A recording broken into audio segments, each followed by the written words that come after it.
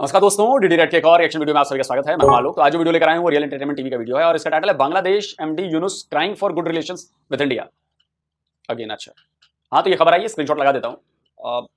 शायद डीडब्ल्यू को दिया इंटरव्यू में, शायद उन्होंने डीडब्ल्यू को इंटरव्यू दिया है और उसमें उन्होंने कहा कि नहीं, भारत के साथ हमारे संबंध अच्छे होने चाहिए, भारत के साथ बड़े पुराने संबंध हैं, संबंध खराब नहीं करने चाहिए, इसको और मजबूत करना चाहिए, ऐसी बातें मोहम्मद यूनुस ने कही हैं। तो खैर धीरे धीरे सब लाइन पर आ रहे हैं, सब लाइन पर आएंगे धीरे धीरे। अब देखिए, जैसे वो मालदीव वाले मोहम्मद मोइजू इंडिया आउट कर रहे थे और बगैर इंडिया काम नहीं चल रहा। अभी उनकी विजिट होने वाली है दिल्ली, वो आने वाले हैं और उसके पहले उन्होंने उन दो जो मिनिस्टर्स थी उनकी चंगू मंगू, जिन्होंने पीएम मोदी का अपमान किया था, इंसल्ट किया था, उन दोनों को सैक कर दिया, उन्होंने हटा दिया मिनिस्ट्री से। पहले सस्पेंड थे, अब हटा दिया।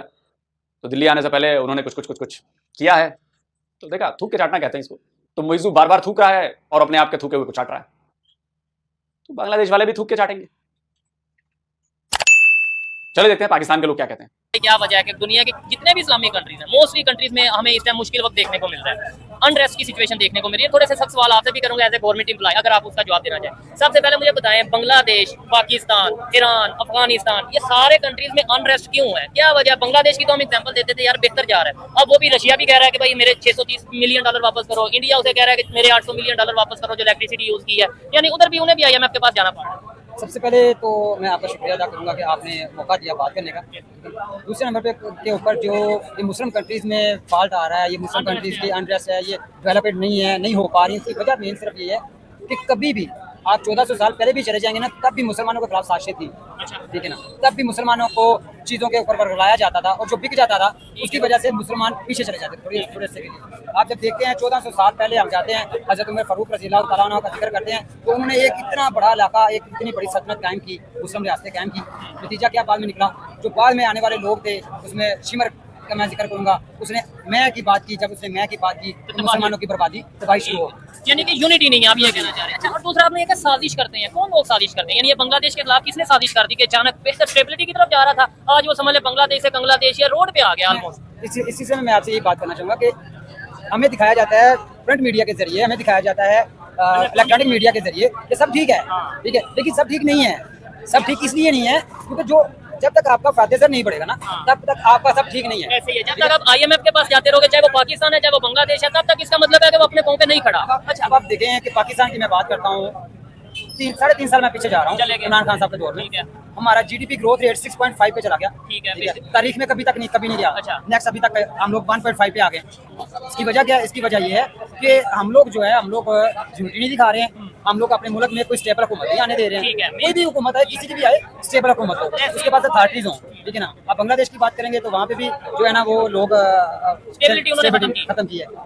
पाकिस्तान की बात करेंगे, पाकिस्तान में उनको ऐसे लोग में असर हैं जो स्टेबिलिटी होने नहीं देते, ठीक है। हालांकि बांग्लादेश ने तो मैं समझता हूं अपने पांव पे कुल्हाड़ी मारी है, वैसे हर एक की अपनी अपनी ओपिनियन है। कुछ लोग ये कह रहे हैं जी उधर इनकलाब आ गया, लेकिन देखा जाए जब आप अनरेस्ट हो गया, आपको लगता है कि वो दोबारा अपनी पटरी पे चढ़ पाएंगे? जो बांग्लादेश के जो उन्होंने नायब मुकर्रर किए हैं वहाँ पर, मोहम्मद यूनुस साहब, ठीक है ना, जब तक वो हैं, मैं यहाँ पे पाकिस्तान में बैठा ये कह सकता हूँ कि वो बांग्लादेश को स्टेबल करेंगे, क्योंकि उनकी जब आप हिस्ट्री देखते हो ना, उन्होंने एक घर से काम शुरू किया, ठीक है, लेकिन वो तो इंटरिम गवर्नमेंट है, वो तो आई इसलिए उन्होंने कहा कि हम तो इलेक्शन करवाने आए हैं, वो तो गवर्नमेंट करने तो आई नहीं। मेरी बात आप पूरी होने देंगे ना, मैं आपको बताता हूँ। सबसे पहली बात यह है कि जब आपने देखा मलेशिया में महातिर मोहम्मद की हुकूमत थी, मलेशिया पूरी दुनिया में तरक्की कर रहा था, मुस्लिम रियासतों से सबसे अबव था। महातिर मोहम्मद ने अपनी हुकूमत छोड़ी, अपने नायब को हुकूमत दी, ठीक है ना। जब नायब को हुकूमत दी, कुछ सालों बाद ही वही महातिर मोहम्मद वापस आया इलेक्शन लड़ने के लिए और अपने उस नायब को उसने गिरफ्तार करवाया, उसके ऊपर गद्दारी के मुकदमे दर्ज करवाए। याद रखिएगा, मतलब हम आपस में, हाँ, वो बंदा ठीक नहीं था। जो महातिर मोहम्मद अपना नायब, सारी जिंदगी उसका नायब रहा, वो ठीक नहीं था, वो अपने पेट भरने में लग गया। मुसलमान रियासतों की सबसे बड़ी जो हमारी गलती है वो ये है कि हम अपना पेट भरते हैं, ठीक है ना, मुखलिस नहीं है। आपने बोला कि हमारी 3 साल 4 साल पहले जिसकी भी गवर्नमेंट थी, हम किसी पार्टी का नाम नहीं लेते, लेकिन 4 साल पहले पाकिस्तान की जो ग्रोथ थी, वो डेवलपमेंट की ग्रोथ, इकॉनमी, वो जो उनकी GDP तकरीबन 6.5 के अराउंड, आज हमारे नेबर कंट्री की दुनिया में सबसे ज्यादा फास्टेस्ट GDP है 7.1 7.2 इंडिया की। क्या कहना चाहेंगे, वो कैसे आगे जा रहे हैं? उनके क्या, इसका मतलब उनकी लीडरशिप, उनके जो नरेंद्र मोदी, वो मुखलिस हैं? अल्हम्दुलिल्लाह, मैं ये बात कभी आप ये नहीं कह सकते कि मैं हिंदू की तारीफ करूंगा, ठीक है ना, लेकिन ये है कि जो उनकी GDP है, जो उनका ग्रोथ रेट है, उन्होंने अपने इंडस्ट्रियलिस्ट को सहूलतें दी हैं। हमने अपने इंडस्ट्रियलिस्ट को बोला कि हमें रिश्वत दो, ठीक है ना। हमारे इंडस्ट्रियलिस्ट यहाँ से फैक्ट्रीज बंद कर करके बांग्लादेश जा रहे हैं, दुबई शिफ्ट हो रहे हैं, क्यों शिफ्ट हो रहे हैं, ठीक है ना। हमारे पिछले दिनों नेक्सकोला का प्रॉब्लम चल रहा था, नेक्सकोला बाहर पाकिस्तान में ऐसी कंपनी थी जो पेप्सी और कोक को जो है ना वो मुकाबला कर रही थी, आज उसका मालिक जो है वो दुबई भाग गया। क्यों भाग गया? क्योंकि उसको कारोबार करने नहीं दिया गया, ठीक है। नेक्स्ट कोला पेप्सी और कोको कोला को मुकाबला दे रही थी। पेप्सी कोको कोला की मार्केट कैप में और आपके क्या नेक्स्ट कोला के मार्केट कैप का कुछ अंदाजा है आपको जो आप ऐसे बोल रहे हो? अबे पेप्सी और कोको कोला शार्क मछलियां हैं, वेल मछलियां हैं, और आप उन नदी की छोटी सी वो पोठिया मछली, और आप ये दावा कर रहे हैं कि हमने जी पेप्सी और कोको कोला को एकदम टक्कर दे दी।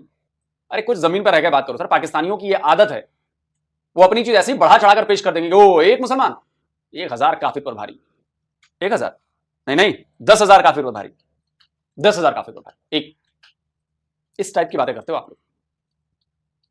पेप्सी और कोको कोला से आपकी नेक्स्ट कोला, मतलब मैं तो पड़ोसी देश हूं, मुझे नहीं पता आपके यहां की नेक्स्ट कोला नाम की कोई चीज होती है। और आप पेप्सी और कोको कोला जो कि वर्ल्ड की बड़ी कंपनीज हैं, आप उनको कह रहे हो कि उनको हमने टक्कर दे दी। आंखों में कुछ शर्म कर लो सर। उससे कहा गया हमें पैसे दो। अच्छा, आपने बोला वो लोग मुखलिस हैं अपने कंट्री के साथ। अपनी कंट्री के साथ मुखलिस है। दूसरे नंबर के ऊपर उनको ये है कि हमारे मुल्क में ग्रोथ रेट है कि 1 अरब कंट्री का 1 अरब से ज्यादा पीपल्स की वो आबादी है, और देन उसके पास जो इकॉनमी है वो इकॉनमी ही उसकी जो है मेन पावर है। ठीक है ना। उन्होंने अपने इंडस्ट्रीज को मजबूत किया। ये भाई आपके साथ कह रहे हैं कि उनकी आईटी को प्रमोट किया उन्होंने। आईटी ठीक है, नो आईटी को तो उन्होंने प्रमोट किया, साथ उन्होंने मेडिसिन को प्रमोट किया। उसके बाद उधर पॉलिटिकल स्टेबिलिटी है। मैं कहता हूँ अगर मैं इधर तारीफें करना बैठूंगा फिर बात और साइड पे चल जाएगी, लेकिन रियलिटी पे आप बात करें तो आपको नहीं लगता कि तारीफ करना बनती है? उनकी बिल्कुल तारीफ करना बनती है। अगर रियलिटी ये 1 मिनट सोच रहे, 1 मिनट, हाँ वजह ये है कि जब आप अपनी कंट्री में कारोबार करने दे रहे हो, आप अपनी कंट्री में रोजगार दे रहे हो, ठीक है ना, तो उसका तो कितने बड़े आबादी वाले 1 अरब 40 करोड़ आबादी वाले कंट्री में रोजगार दे रहे हो, हम 25 करोड़ नहीं अफोर्ड कर पा रहे। वहाँ पे भी इशूज हैं। ठीक है, बहुत सारे इशूज हैं, बहुत सारे प्रॉब्लम है वहाँ पर भी। लेकिन बदकिस्मती के साथ हमारे यहाँ प्रॉब्लम ये है कि हम कहते हैं मैं, वो कहते हैं नहीं हम यूनिटी। ठीक है ना। उन्होंने अपने इंडस्ट्रीज को मजबूत किया, उन्हें सस्ती बिजली दी, ठीक है, उन्हें सहूलतें दी, और उसका नतीजा ये निकला कि इंडस्ट्रीज ने अपने आउट ऑफ कंट्री से माल पैसे इंडिया में लाए ना, तो उसको डेवलप किया, इंडिया को फैक्ट्रीज लगाई, उसको रोजगार मिला आवाम को। ठीक है ना। उसका नतीजा ये निकला कि आज वहाँ पे जीडीपी ग्रोथ रेट अब है। पाकिस्तान का जीडीपी 1.5 पे आने का मेन सबसे जो बड़ा प्रॉब्लम है वो है यहाँ पे हर बंदा जो है, गवर्नमेंट का कोई भी इदारा वो सपोर्ट करने के लिए नहीं बैठा आवाम को, वो आवाम को ब्लैकमेल करने के लिए बैठा है, परेशान करने। आप भी गवर्नमेंट एम्प्लॉय हैं, बोले ना। जी मुझे पता है, मैं गवर्नमेंट एम्प्लॉय हूँ, लेकिन मैं अपने डिपार्टमेंट में भी उनका खिलाफ हूँ। ठीक है ना। क्योंकि बात करके इनकी जो ओपिनियन है वो सुन के पता चल रहा है कि दिल से बात की जा रही है, और पता चलता है कि नॉलेज है। ये माइंड नहीं है कि नहीं भाई इंडिया तो दुश्मन है, उसकी बात नहीं करेंगे या उसके बारे में तारीफ नहीं करेंगे। वो बता रहे हैं कि हाँ भाई इस चीज में वो आगे है। सर आप क्या कहना चाहेंगे, इनकी बातों से एग्री करते हैं? जी बिल्कुल एग्री करता हूँ। मेन चीज जो है वो आंसर भी हो गया, जवाब भी हो गया, यानी कि आपकी ओपिनियन क्या है? ऐसी चीज है कि यूनिटी नहीं है। ठीक है, हम लोग कहते हैं बहुत अच्छे, लेकिन हम अच्छे नहीं है। कोई मैं कहता अच्छा हम तो अच्छे नहीं है, क्यों साल है, बांग्लादेश वाले भी अच्छे नहीं, वो भी मुसलमान, वो भी अच्छे नहीं। देखिए मुसलमान को मुसलमान में इत्तेफाक ही नहीं है, यूनिटी नहीं है। इत्तेफाक ही नहीं, यूनिटी नहीं है, तो कामयाब कैसे होंगे? जितने भी इस्लामी ममालिक हैं वो परेशान है, डिस्टर्ब है। और कह ये देते हैं हम लोग कि भाई वो यहूदी साजिश कर रहे हैं। मेरी ये बात हमारी समझ से बाहर। जी देखिए हम मुसलमान पैदा हुए, शुक्र अल्हम्दुलिल्लाह, लेकिन हम इसको अपना मन नहीं करते। हम अपने भाई से प्यार नहीं करते, अपने मुल्क से प्यार नहीं करते। मुझे अपनी बड़ी हुई, इनको अपनी बड़ी हुई है। ठीक है। अगर कोई उठता है उसे हम कहते हैं ये पागल है। अगर कोई सच पे बात करता है वो कहते हैं ये तो एजेंट है, गद्दार है, या जो भी है। अच्छा मुझे बताइए यहूदी कांसेप्ट कौन सा है, यहूदियों की साजिश, आप इसे मानते हैं? मैं बिल्कुल इसको मानता हूँ। ठीक है, याद रखिएगा सल्तनत उस्मानिया, ठीक है ना, उसकी बर्बादी की वजह यहूदी थे। पूरी दुनिया में मुसलमानों का स्टेबल ना होना भी वजह यहूदी है। उसकी क्या वजह है, मुझे लॉजिक दें। मैं बताता हूँ। ठीक है ना। वो ग्रेटर इसराइल जो उनका प्लान है ना, ठीक है, ये ग्रेटर इसराइल के ही सारे जुज हैं कि मुस्लिम उम्मा को अलग-अलग कर दो, इनको बखेर दो। ये आपको पता चल गया, चले मुझे भी पता चल गया, ऐसे ही फिर हमारे हुक्मरानों को भी पता चलना चाहिए। तो हम क्यों साजिश में आते हैं? मतलब हमें पता है कि वो साजिश कर रहा है, लेकिन हम उनकी साजिश को नाकाम। कोई बात करने लगा। देखिए जो जैसे मैंने पहले आपसे बात की ना कि हम लोगों ने पैसे को अपना सब कुछ मान लिया है। ठीक है ना। तो पंजाबी में कहते हैं जी पैसा सबका अपना।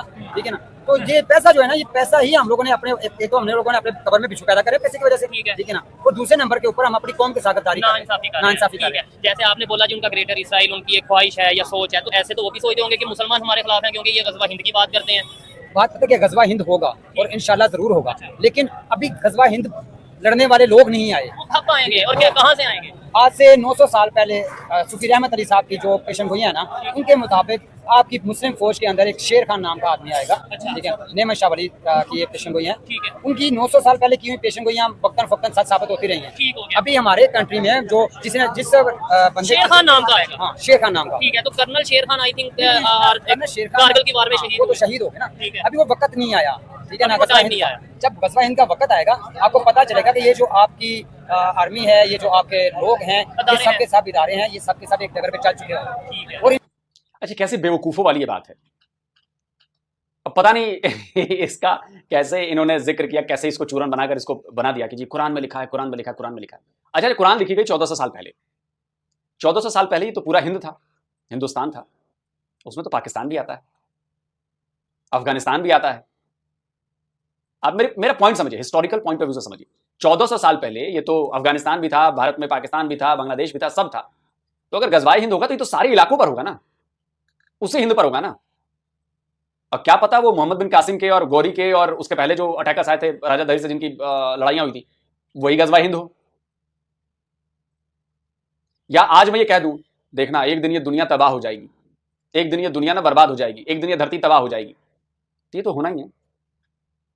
एक ना एक दिन ये प्लेनेट अर्थ जो है वो खत्म हो जाएगा, सूरज एक ना एक दिन खत्म हो जाना है, और इसके प्रमाण मिले हैं। जो चीज दिख रही है वो एक ना एक दिन खत्म हो जानी है।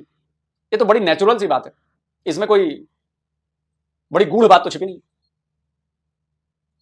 गजवाए हिंद होगा, गजवाए हिंद होगा, गजवाए हिंद होगा। अरे भाई साहब, 1400 साल पहले अगर कोई बात कहेगी, 1400 साल बीत गए और गजवाए हिंद नहीं हुआ, या तो बताकर जाते कि फलानी तारीख को होगा, फलानी तारीख को, जब इतना सब कुछ श्योर था, फलानी तारीख को होगा, फलाना आदमी फलाने देश से फलाने इलाके से जाएगा, सेना लेकर जाएगा और गजवाए हिंद करेगा।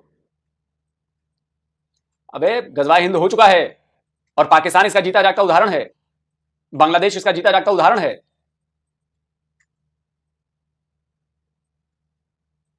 क्या कहें।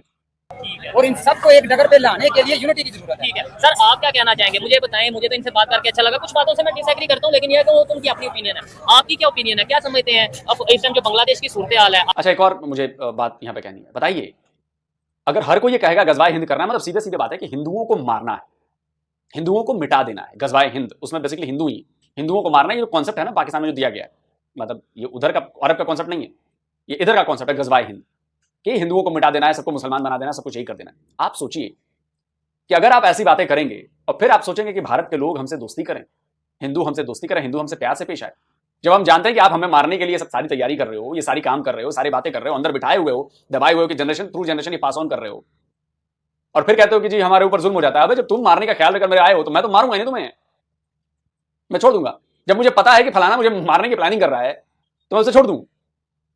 आप अपने ऊपर डाल के देखो, आपको ही पता चल जाए कि फलाना जो है वो मारने की प्लानिंग कर रहा है मुझे, आप छोड़ दोगे उसे? तो फिर क्यों चिल्लाते हो कि देखो मार दिया मार दिया मार दिया मार दिया? 1400 साल से तो तुमने मारने का मंसूबा बनाया हुआ है ना, कि गजवाए हिंद करेंगे, इनको तबाह करेंगे, और ये जरूर होके रहेगा। तो भाई तो फिर हम भी तो ठोकेंगे ना तुम्हें, फिर तुम्हारा स्वागत तो फूलमाला से करेंगे नहीं।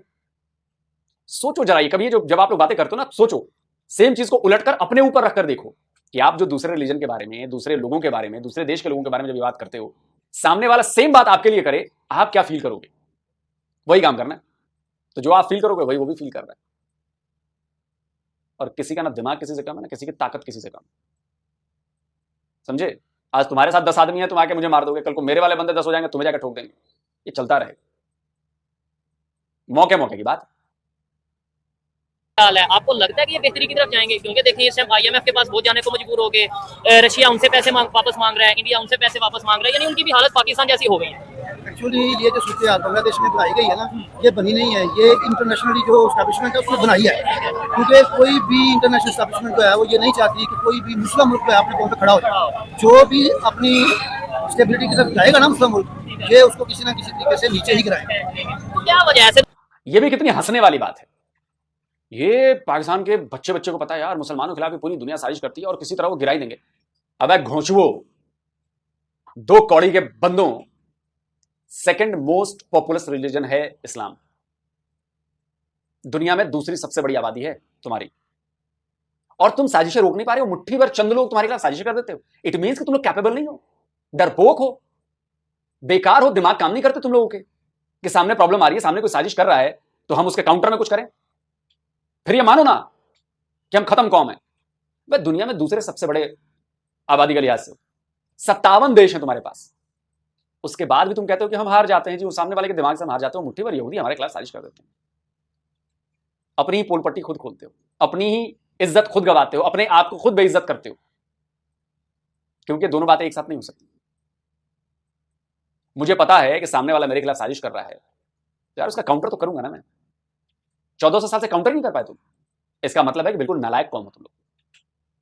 क्या वजह से? तो इसका मतलब है फिर यूएई कैसे स्टेबल हो रहा है, फिर सऊदी अरेबिया कैसे स्टेबल हो रहा है, ये भी एक सवाल है। उसमें एक फैक्टर है, उनके जो लीडर है ना वो अपने मुल्क के साथ मुखलिस है। ये चीज इसका मतलब हमारे लीडर नहीं मुखलिस होते और हम डाल यहूदियों पे देते हैं। अभी जो बात कर रहे थे ना, यहूदियों की बात हो रही ठीक थी, है। जो इंटरनेशनल लॉबी की बात हो रही थी, उनको हमारे अंदर मिल जाते हैं ऐसे लोग जिनको वो यूज करते हैं। खरीद लेते हैं। ठीक है, बड़ी आसानी से मुसलमानों में कीड़ा मिल जाता है। तो ये यूनिटी कैसे पॉसिबल है? मतलब सबसे पहले मैं ये नहीं कहता पूरी दुनिया के मुसलमान, सबसे पहले मैं कहता तो इसका मतलब हो कि आपका फेथ कमजोर है ना। फिर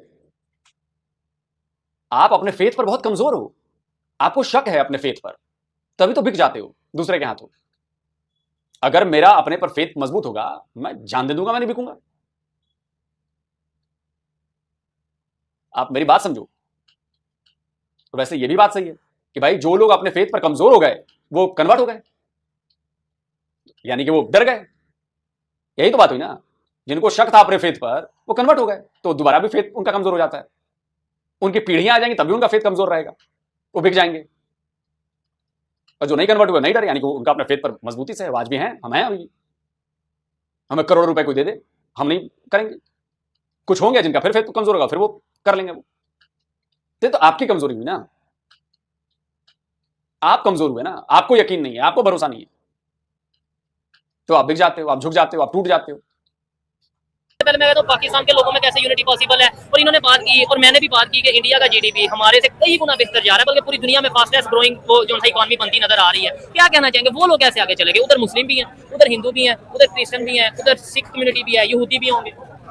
किसी भी मुआशरे को अगर आपने तरक्की देनी है तो उसके लिए सबसे जरूरी है इंसाफ। ठीक है। अगर इंसाफ नहीं है तो कुछ भी नहीं ठीक है। है। पाकिस्तान के अंदर इस वक्त सबसे बड़ा हमला जो है ना वो इंसाफ के ऊपर है। अभी आप देखिए तो सब कुछ तबाह हो चुका है, लेकिन बाकी रह गया इंसाफ।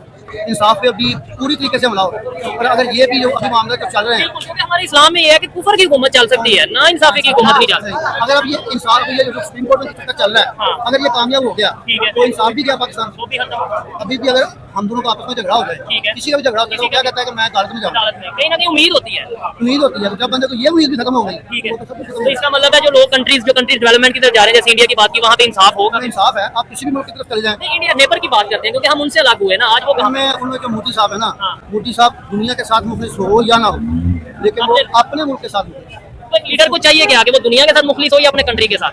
मुसलमानों को ये चाहिए कि वो अपने दीन के साथ मुखलिस हो, अच्छा। सबसे पहले। ठीक है। उसके बाद अपने वतन के साथ मुखलिस ठीक है। हो, उसके बाद अपनी जात की बात है। सर आप बताएं, एक लीडर की क्या जिम्मेदारी है? वो दुनिया के साथ मुखलिस हो, सिंसियर हो, या अपने कंट्री के साथ जिसकी उसकी जिम्मेदारी है उसके साथ मुखलिस हो? इसी से मैं आपको ना अपना मेरा एक बनाया हुआ शेर है, मैं वो आपको सुनाऊंगा।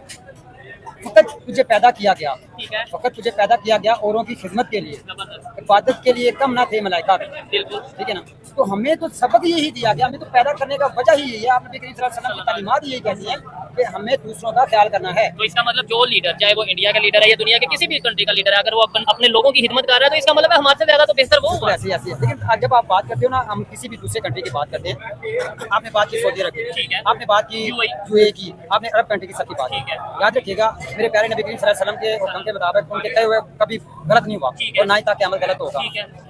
अरबों में एक बार इंस्टेबिलिटी आएगी, आएगी। अरब एक बार बर्बाद होंगे। ठीक है ना, और यही ग्रेटर इसराइल का जो उनका मंसूबा है यहूदियों का, इसी ग्रेटर इसराइल के अंदर ये हमारी जो मुस्लिम कंट्रीज हैं, अरब कंट्रीज हैं, ये सारी सारी तबाह होंगी। ठीक ठीक है। है। अच्छा, अगर अरब कंट्रीज बेसिकली पाकिस्तानी ये मना रहे हैं कि अरब कंट्रीज तबाह हो जाएं।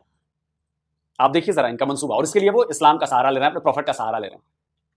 1400 सालों में अरब डेवलप हुआ या बर्बाद हुआ? 75-78 सालों में पाकिस्तान डेवलप हुआ या बर्बाद हुआ? कंपैरिजन कर लीजिए, फर्क आपको पता चल जाएगा। आप लोग झूठी बातें कहते हैं, आप लोग झूठी बातें कहते हैं। मुश्किल वक्त आना, अच्छा वक्त आना हर किसी के टाइम में आता है, वो चाहे वो एक आदमी हो, एक चींटी हो, एक हाथी हो या एक कंट्री हो सकता है कल को पाकिस्तान की किस्मत अच्छी हो, कुछ 100 साल बाद अगर पाकिस्तान रहा, जितना भी रहा, अच्छी कंट्री बन जाए। लेकिन आप लोग मना रहे हो कि अरब तबाह हो, आप लोग मना रहे हो कि अरब तबाह हो, और मुझे यह सेंस आ रहा है कि आप लोग चाहते हो कि अरब की तबाही हो। अरब तबाह नहीं होगा, अरब डेवलप हो रहा है। अरब दुनिया के साथ कदम से कदम मिलाकर चल रहा है। अभी देखिए यूएई और भारत ने, ये स्क्रीनशॉट लगा रहा हूं, न्यूक्लियर एनर्जी में अग्रीमेंट किया ना, ये होती है डेवलपमेंट। यूएई और हमने स्पेस साइंस में अग्रीमेंट किया, ये होती है डेवलपमेंट। पाकिस्तान ने अभी क्या किया है? पाकिस्तान कोई प्रोजेक्ट लेकर आया जिसको डेवलपमेंट की बात कीजिए? सऊदी अरब वाले डेवलप नहीं कर रहे अपने आप को, तो बदल रहे हैं अपने आप को, डेवलप हो रहे हैं, वो वक्त के साथ चलने की कोशिश कर रहे हैं, तभी तो आज वो डेवलप हैं। आप टर्की देखो, बहरीन देखो, ओमान देखो, आप मलेशिया देखो, आप इंडोनेशिया देखो, आप इधर कतर देख लो, कुवैत देख लो, ये सारी कंट्रीज डेवलप हो रही, ये तबाह नहीं हो रही, डेवलप हो रही क्योंकि ये प्रोग्रेसिव कंट्रीज हैं, कुछ बदल रहे हैं, अपने आप को रेडिकलाइज से हटा रहे हैं। आप लोग और ज्यादा रेडिकलाइज हो रहे हो, आप लोग ओरिजिनल मुसलमानों से ज्यादा बड़ा मुसलमान होने का दावा कर रहे हो, उसको साबित करने की कोशिश कर रहे हो, और इसके लिए ये सारी बातें कही जा रही। और पता नहीं आप लोग बातें कितनी सीखोगे, समझोगे, नहीं समझोगे। हमेशा लड़ाई झगड़ा, फलाना देश तबाह हो जाएगा, फलाना बर्बाद हो जाएगा, इसको तो हम तबाह कर देंगे, ये तो मर जाएगा, मिट जाएगा। अरे यार डेवलपमेंट की बात क्यों नहीं करते यार तुम लोग? कि हम चाहते हैं कि कोई बड़ी इंडस्ट्री हम लेकर आए पाकिस्तान में, हम चाहते हैं कि पाकिस्तान स्पेस साइंस में आगे जाए, हम चाहते हैं कि पाकिस्तान में नई यूनिवर्सिटीज आए। इसकी बातें क्यों नहीं करते हो लोग? और जहां मुश्किल में फंसते हो, या तो तुम इस्लाम का सहारा लेते हो या सारा टोपी ट्रांसफर कर देते हो। दोस्तों आप बताइएगा, आप क्या कहते हो? मैंने तो जो बात करनी थी वो कह दी। जल्दी मिलता हूं एक और नए वीडियो के साथ। नमस्कार, जय हिंद। तो अगर आप चाहते हैं मुझसे बात करना, मुझसे कोई सवाल पूछना, तो फैन कॉल पर आप मुझसे कनेक्ट हो सकते हैं। फैन कॉल में ये सुविधा है कि आप अपने हिसाब से वहां पर जाकर टाइम स्लॉट बुक कर सकते हैं कि आपको फलाने दिन मुझसे बात करनी है, फलाने टाइम पे मुझसे बात करनी है। लेकिन ये भी बता दूं कि ये पेड सर्विस है,